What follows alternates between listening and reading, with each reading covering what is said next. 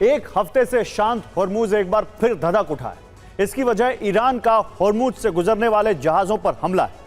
Iran बीते 24 घंटों में 3 जहाजों पर हमले कर चुका है और यह अटैक ऐसे वक्त पर हुआ है जब कुंभ में आयतुल्लाह अली खamenei की अंतिम यात्रा निकाली जा रही थी, जिसमें शामिल जनसैलाब अमेरिका से प्रतिशोध की मांग कर रहा था। ऐसे में माना जा रहा है कि ईरान की सेना इस आक्रोश के बीच एक बार फिर युद्ध का फ्रंट खोलने की तैयारी में है, ताकि होर्मुज को पूरी तरह से अपने कंट्रोल में लिया जा सके।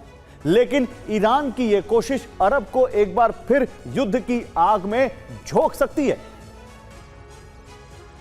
ईरान ने पहला हमला 6 जुलाई की रात 10 बजे के आसपास किया। यह जहाज ओमान के लीमाह के पास से गुजर रहा था। इसी दौरान इस पर हमला किया गया। दूसरा हमला रात 12 बजे के आसपास कतर के LNG लेकर जाने वाले जहाज पर किया गया। हमले के वक्त जहाज ओमान के तट के पास से गुजर रहा था। और स्ट्रेट ऑफ होर्मुज पार करने के लिए इस वक्त 2 रास्ते मौजूद हैं। पहला रास्ता ईरान के पास से गुजरता है। इस शिपिंग लेन में एक इनबाउंड लेन है, जबकि दूसरी आउटबाउंड है, यानी एक खाड़ी में प्रवेश के लिए है जबकि दूसरी बाहर निकलने के लिए। यह पूरी तरह से ईरान के नियंत्रण में है। जबकि दूसरा रास्ता ओमान के मुसंदम पुराय द्वीप से होकर गुजरता है। इसमें भी खाड़ी में प्रवेश और बाहर निकलने के लिए 2 अलग अलग लेन बनाई गई। इस रास्ते को IMO की मान्यता हासिल है, यानी माइन हटने तक इसे ही होर्मुज में आने जाने का अंतर्राष्ट्रीय मार्ग घोषित किया गया है। अमेरिकी नौसेना इस रूट पर गश्त लगाकर यह सुनिश्चित कर रही है कि इसे खुला रखा जाए। अब होर्मुज से गुजरने वाले जहाज ईरान और IMO द्वारा मान्यता प्राप्त दोनों रूट का इस्तेमाल करते हैं, लेकिन ईरान ऐसा नहीं चाहता। वो चाहता है कि जहाज सिर्फ ईरान के रूट से गुजरें। बीती रात कतर का अल रिकायत शिप यहां से गुजर रहा था। यह कतर का एक बड़ा जहाज है जो LNG लेकर जाता है। इस जहाज ने ओमान के पास से गुजरने वाले रूट का इस्तेमाल किया, जिसके बाद ईरानी सेना ने रेडियो के जरिए रुकने का, अपना रास्ता बदलने का संदेश भेजा। बार बार चेतावनी दी गई, लेकिन जहाज नहीं रुका, जिसके बाद ईरान ने जहाज के इंजन पर एंटी शिप मिसाइल से अटैक कर दिया और जहाज के इंजन में आग लग गई। ठीक इसी तरह बाकी 2 जहाजों पर भी हमले किए गए और ईरान जहाजों पर एक खास रणनीति से हमले कर रहा है। वो इन शिप्स को ज्यादा नुकसान नहीं पहुंचा रहा, बल्कि जहाज के उस हिस्से को टारगेट कर रहा है जिससे जहाज काम करना बंद कर देते हैं। यानी जहाज सिर्फ खराब होते हैं ताकि उन्हें ऑपरेट ना किया जा सके। ईरान इन जहाजों के रडार पर हमले कर रहा है जो जहाज के पिछले हिस्से में मौजूद होता है। इसका काम जहाज को दिशा देना होता है।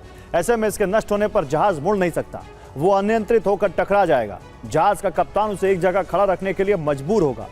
तेल टैंकर की चिमनी पर भी ईरान हमले कर रहा है। इससे इंजन की गर्म गैसें बाहर निकलती हैं। चिमनी के तबाह होने से गैस नहीं निकल सकेगी, जिससे इंजन को नुकसान होगा और जहाज बीच समंदर में बंद हो जाएगा। इसके अलावा ईरान इंजन रूम पर भी हमला कर रहा है। बीते 24 घंटे में जिन जहाजों पर हमले हुए उनमें से 2 जहाजों के इंजन रूम को ही ईरान ने टारगेट किया था। इसके लिए ईरान मुख्य इंजन पर छोटी मिसाइल से हमला करता है। यह मिसाइल इंजन रूम में अंदर जाकर ब्लास्ट होती हैं। CNN के रिपोर्ट के मुताबिक अभी तक ज्यादातर जहाज होर्मुज से गुजरने के लिए ईरान के रूट का इस्तेमाल कर रहे थे, लेकिन बीते एक हफ्ते में करीब 1/3 जहाजों ने ओमान के रास्ते का इस्तेमाल शुरू कर दिया है। चलिए अब बात करते हैं रूस और यूक्रेन में जो सालों से जंग चल रही है उसमें कुछ बड़े अपडेट है। ज़ेलेंस्की का कीव पर हमले का प्रतिशोध का अभियान जारी है। यूक्रेन ने रूस के सबसे सुरक्षित और बॉर्डर से करीब 3000 किलोमीटर दूर के इलाके को टारगेट किया है। समझ रहे हैं आप, 3000 किलोमीटर दूर का टारगेट। और इसके बाद यह करके उसने अपनी ड्रोन शक्ति का प्रदर्शन किया है। लगातार तेल की किल्लत से जूझ रहे रूस को उस वक्त बड़ा झटका लगा जब एक यूक्रेनी ड्रोन रूस की ओम्स्क रिफाइनरी तक पहुंचने में कामयाब रहा। साइबेरिया एक्सपर्ट मान रहे हैं कि यूरोप से मिली तकनीक और अमेरिका से मिल रही खुफिया जानकारी के दम पर ही यूक्रेन रूस पर लगातार हावी हो रहा है। बेलगरोद से लेकर क्रीमिया और डोनबास के कब्जे वाले इलाकों में यूक्रेनी हमलों की वजह से ब्लैकआउट हो गया। यूक्रेन ने अपने FP1 ड्रोन को अपग्रेड किया है। जेट इंजन से चलने वाले इस ड्रोन की रेंज 3000 किलोमीटर तक हो गई है। ये 350 से 500 किलोमीटर प्रति घंटे की रफ्तार से उड़ता है, लेकिन जमीन से सिर्फ 100 से 150 मीटर ऊंचाई पर उड़ान की वजह से इसे रडार से पकड़ना मुश्किल है। और साइबेरिया में मौजूद ओम्स्क तेल रिफाइनरी रूस की सबसे बड़ी तेल रिफाइनरी है। यहां से हर दिन 4,60,000 बैरल तेल की सप्लाई होती थी। रूस में कुल रिफाइनिंग में ओम्स्क की 8% की हिस्सेदारी है। गैसप्रॉम नेफ्ट कंपनीज रिफाइनरी को चला रही है। ओम्स्क रिफाइनरी में 25 अप्रैल 2024 को भी धमाका हुआ था। ड्रोन हमले की पुष्टि तो नहीं की गई थी, लेकिन यहां तेल ले जा रही ट्रेन के 3 टैंकर में आग लग गई थी। यूक्रेन ने तब ड्रोन हमले का दावा किया था। इसके बाद फिर 26 अगस्त 2024 को भी यहां धमाका हुआ था। रिफाइनरी में विस्फोट के बाद आग लग गई थी। करीब 1000 वर्ग मीटर में आग फैल गई थी।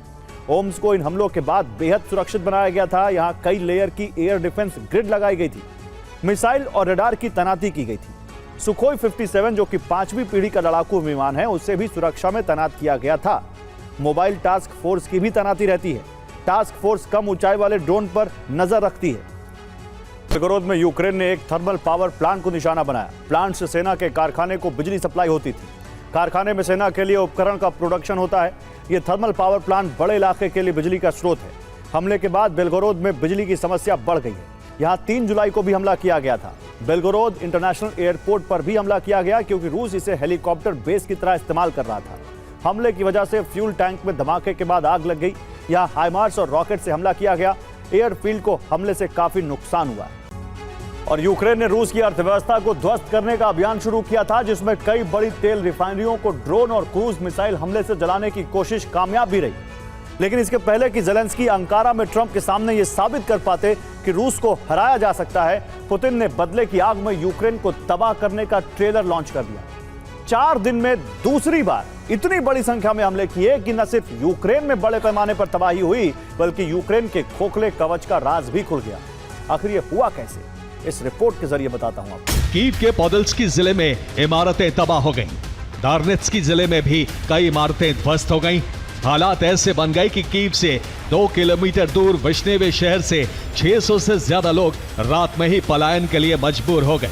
यूक्रेन में रूसी मिसाइलों को रोकना अब नामुमकिन है। खबर के मुताबिक रूस ने 6 जुलाई को यूक्रेन पर 68 मिसाइलों से हमला किया। करीब 351 आत्मघाती ड्रोन भी यूक्रेन पर दागे गए और दावे के मुताबिक इनमें 37 क्रूज मिसाइलों को यूक्रेन ने इंटरसेप्ट किया।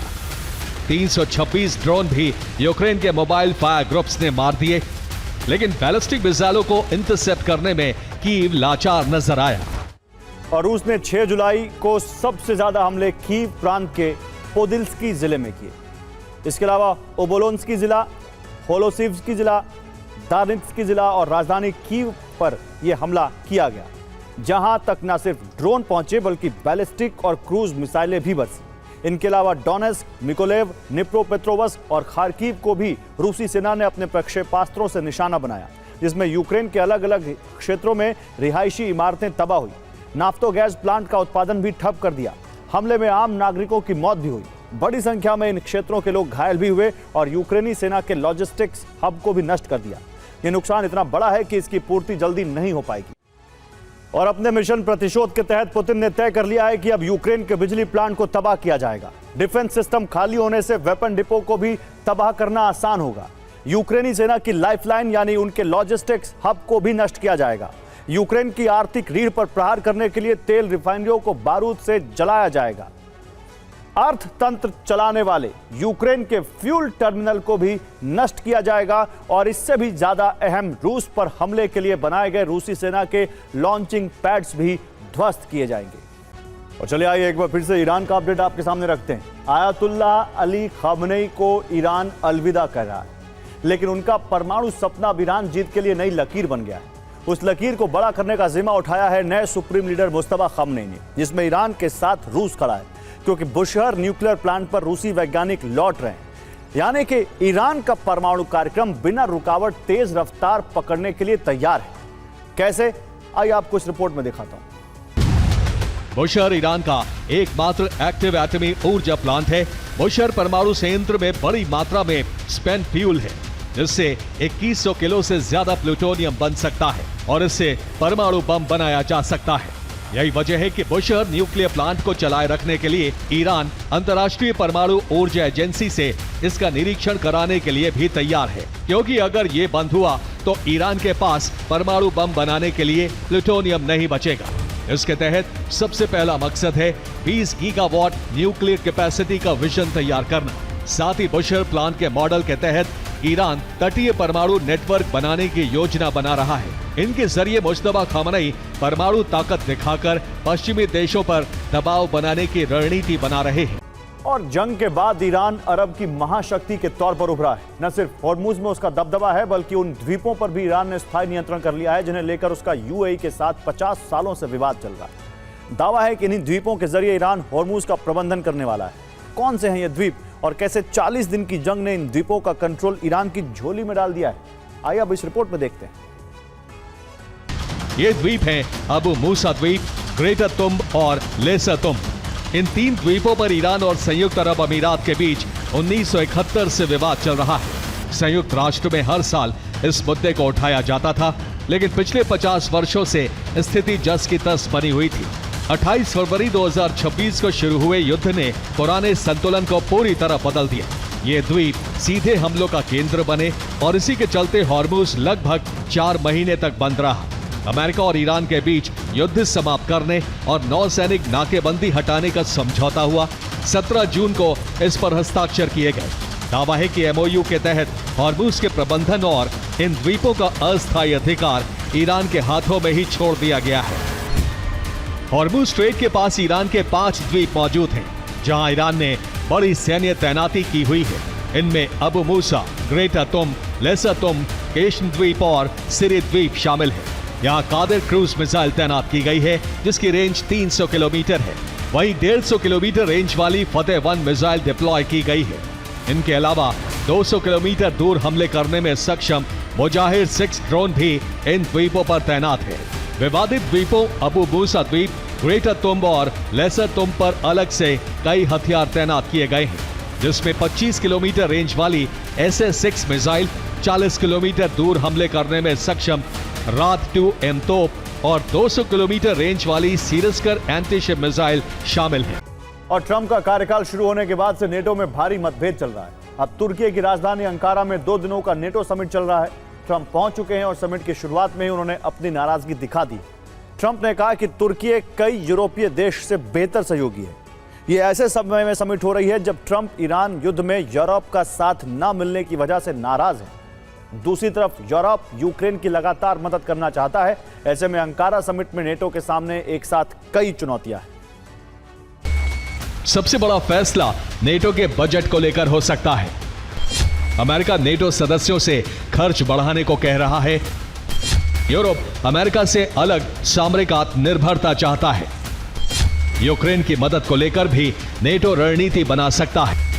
नेटो महासचिव मार्क रूटे ने रक्षा खर्च में 258 अरब डॉलर की बढ़ोतरी की घोषणा की है।